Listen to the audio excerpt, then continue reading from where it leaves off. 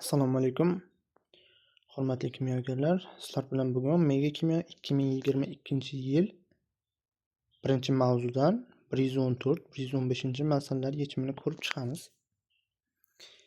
114-savolga qarasak, 0,8 gram va 2,3 gram ikkita gaz bir xil 1,12 litr normal sharoitda hajmni egallasa, ularning nomini toping deyapti. Normal sharoit degan joyi bizda o'sha ushlaydigan joyimiz shu joy. Ya'ni bilamiz, normal sharoit oldingi video darslarda aytib o'tilgan 22,4 litrga teng bo'ladi har doim. Bu har bir gazning 1 moliga to'g'ri keladi. Xo'sh, bizda 1,12 litri 0,8 gramga to'g'ri keladi deyapti. Bu birinchi gazimizda. 22,4 litri qancha deb proporsiya qilsak, 22,4 litrni 0,8 ga ko'paytirib 1,12 litrga bo'lsak, bizda 16 gram kelib chiqadi massamiz proporsiyadan. Demak, 16 gram qaysi gaz bu? Metanga to'g'ri keladi. Keyin 2,3 gram deyilgan. 1,12 litri 2,3 gramga to'g'ri kelsa, 22,4 litri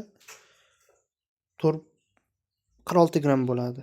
Demak, bu bizda azot peroksidiga to'g'ri keladi.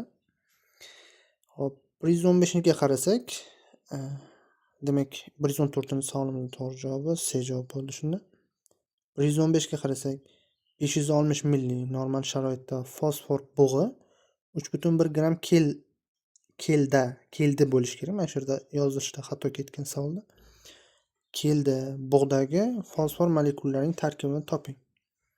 Demak, 520 millisi 3,1 gram bo'lsa, biz 22,4 litrni gramga milliga aylantirib olsak, 22,400 milli bo'ladi. Proporsiyadan massamiz 124 gram kelib chiqadi. Fosfordan N desak, massasiga ko'paytirsak, 31 dan N ko'paytirsak, 31 N. 124 ni 31 ga bo'lsak, N'imiz 4 kelib chiqadi. To'g'ri javob C javob.